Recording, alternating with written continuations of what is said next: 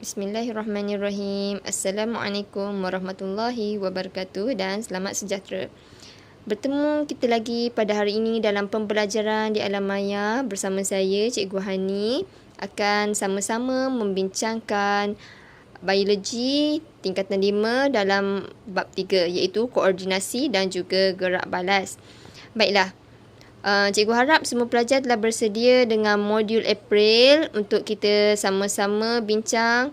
Jadi para pelajar boleh rujuk pada slide ke-10. Okey, jadi cikgu akan memberikan penerangan selama 15 minit diikuti dengan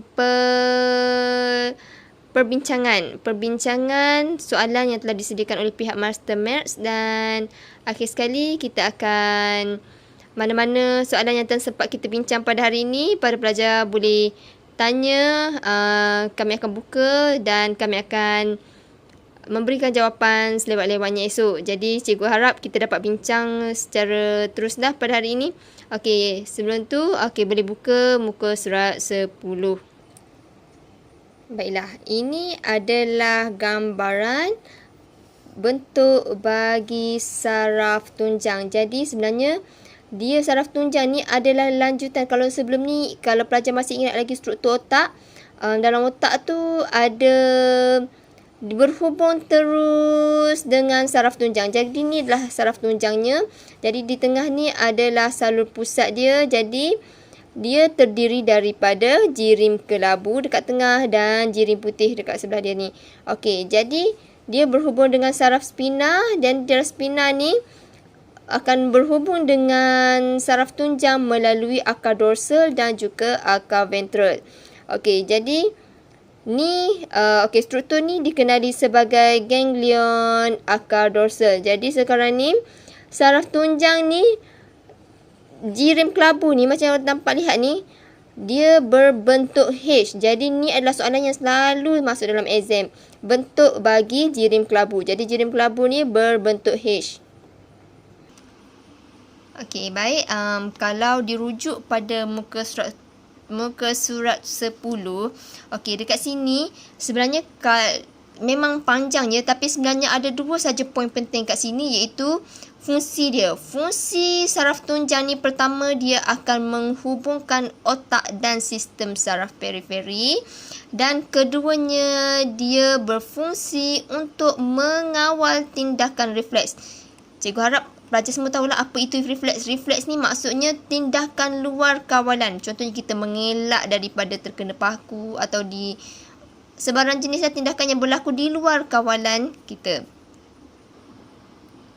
Okey, jadi macam mana kita saraf tunjang tu boleh berfungsi sebenarnya? Pernah terfikir tak? Okey, jadi sebenarnya saraf tunjang tu dia menerima impas daripada satu struktur yang dikenali sebagai neuron. Jadi sekarang ni sel saraf-saraf kita sebenarnya terdiri daripada banyak neuron. Jadi dalam neuron ni dia ada badan sel. Jadi ni adalah struktur badan sel. Jadi dalam badan sel ni ada nukleus. Dia juga ada dendrit. Jadi dendrit ni adalah unjuran seperti berbenang dari badan sel.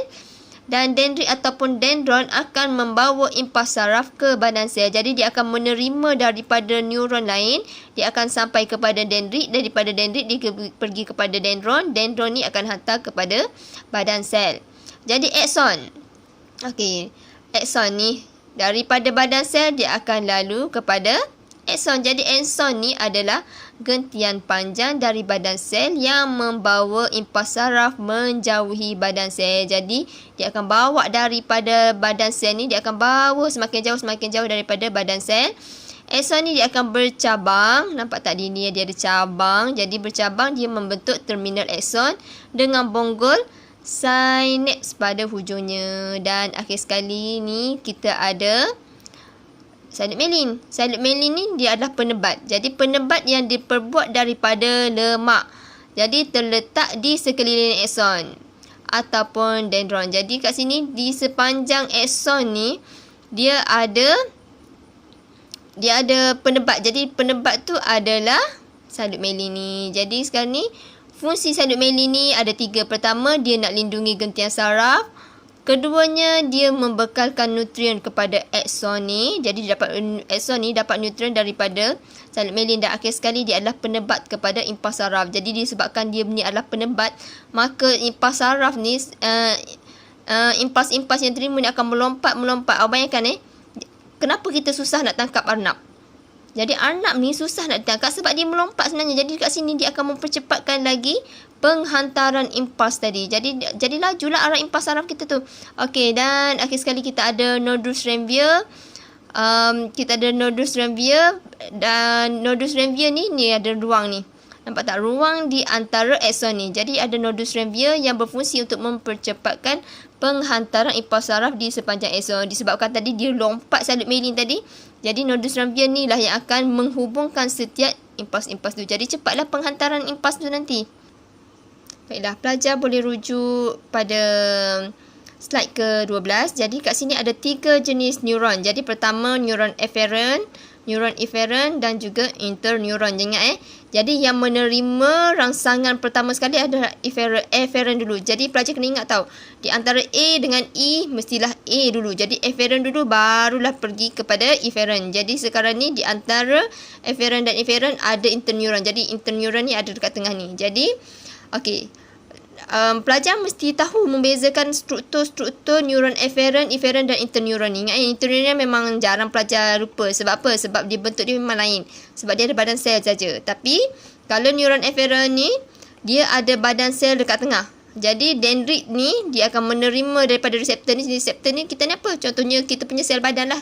Macam mana kita terima rangsangan panas ke sejuk ke. Jadi dia akan hantar kepada neuron efferent. Jadi okey, dia akan hantar pergi kepada last sekali kepada bronchosynapse ni untuk hantar kepada interneuron. Jadi fungsi dia untuk membawa impas saraf dari reseptor ke sistem saraf pusat. Jadi ingat interneuron ni ada pada saraf tunjang. Jadi dia akan hantar kepada sistem saraf pusat iaitu interneuron ni.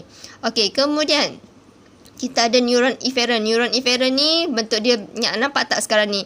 Dia ada effector ni. Effector ni contohnya kita punya otot lah. Jadi otot ni yang akan membuat rangsangan. Jadi ni adalah last sekali. Efferent ni last sekali. Jadi dia bawa impas saraf daripada sistem saraf pusat tadi dihantar ke sistem saraf pusat. Jadi sistem saraf pusat tu ada interneuron. Jadi interneuron ni bagi kepada neuron efferent. Jadi ni dia akan bawa impas saraf dari sistem saraf pusat ke effector. Jadi inilah effector kita ni. Okey, dan interneuron ni yang berada di antara efferent dengan efferent ni, dia akan angkut impas saraf dari neuron efferent ke efferent. Baiklah, ini adalah rajah skema proses penghantaran maklumat daripada reseptor ke effector. Jadi pertama sekali apa yang berlaku adalah rangsangan. Rangsangan ni dikesan oleh reseptor. Jadi organ deria kita tu. Jadi organ deria ni akan menghasilkan impas saraf ke neuron efferent. Jadi daripada neuron efferent ni dia akan hantar impas saraf kepada sistem saraf pusat iaitu pusat integrasi. Macam yang kita belajar tadi dalam interneuron tu lah. Jadi dia akan hantar lagi kepada neuron efferent, dan neuron efferent akan menghantar impas saraf ni kepada effector ataupun kelenjar. Jadi ni otot ataupun kelenjar ni effector lah, sebab yang bertindak balas ni adalah otot ataupun kelenjar akan merembeskan hormon, jadi terhasillah gerak balas. Jadi apa sebenarnya impas saraf ni? Pelajar kena ingat tahu, maksud impas saraf ni adalah isyarat elektrik yang dikenali sebagai impas saraf. Jadi itulah maklumat yang dihantar, iaitu dalam bentuk isyarat elektrik yang dikenali sebagai impas saraf. Okey, dekat sini awak semua dapat lihat. Okey, di sini adalah di antara hujung akson daripada satu neuron tu terdapat satu ruang iaitu dikenali sebagai sinaps. Sinaps ni terbentuk di antara terminal akson iaitu terminal dendrit satu neuron dan dendrit neuron yang lainnya. Jadi penghantaran ni dia mesti melalui sinaps untuk hantar kepada neuron lain. Jadi di sini aku kena ingat tahu, di sini ada banyak bronchosynapse ni dan dalam bronchosynapse ni terdapat banyak mitokondrion dan juga vesikel yang berisi bahan kimia dan dipanggil sebagai neurotransmitter. Jadi ni neurotransmitter ni dalam ni ada macam yang tahu lah, mitokondria ni berfungsi untuk membekalkan tenaga. Jadi dalam vesikel synapse pula ada banyak neurotransmitter. Jadi sekarang ni apa yang berlaku, aku nak tahu. Penghantaran impas ni mesti dalam satu arah sahaja. Jadi sekarang ni dari terminal axon ke dendrit neuron lain. Jadi ini disebabkan oleh pembebasan neurotransmitter ni di bongosinapse di terminal axon. Jadi dekat sini bila satu ni bebas, yang ini akan terima. Jadi satu arah je lah. Melainkan dua-dua bebas. Jadi sekarang ni yang ini bebas, yang ni akan terima. Jadi sekarang ni secara kimianya kerana melibatkan bahan kimia neurotransmitter. Jadi di sini dia menggunakan tenaga yang dibekalkan oleh mitokondrion. Okey, macam mana dia berlaku? Pertama sekali, impas saraf ni dia akan sampai ke ni di sini ni, bongosinapse ni. Jadi sekarang ni bila dia sampai di sini, vesikel dirangsang untuk membebaskan neurotransmitter. Jadi vesikel-vesikel yang ada kat sini ni akan dirangsang untuk membebaskan neurotransmitter. Jadi bila neurotransmitter ni akan meresap merentasi sinaps, dia akan resap ke sinaps dan ke dendrit neuron yang satu lagi. Jadi mitokondria ni akan bekalkan tenaga untuk penghantaran maklumat, dan dendrit pula dirangsang untuk mencetuskan impas saraf yang baru. Jadi setiap kali dihantar, dendrit ni akan mencetuskan impas saraf yang baru. Jadi impas saraf baru akan bergerak sepanjang neuron. Okey, itulah yang berlaku dalam sinaps. Okey, seterusnya kita pergi kepada slide ke-15, iaitu jenis gerak balas yang dikoordinasikan. Jadi apa yang dikoordinasikan oleh badan kita adalah dua jenis tindakan, iaitu tindakan terkawal dan juga tindakan luar kawalan. Jadi ingat terkawal dikawal oleh cerebrum yang terletak dalam otak.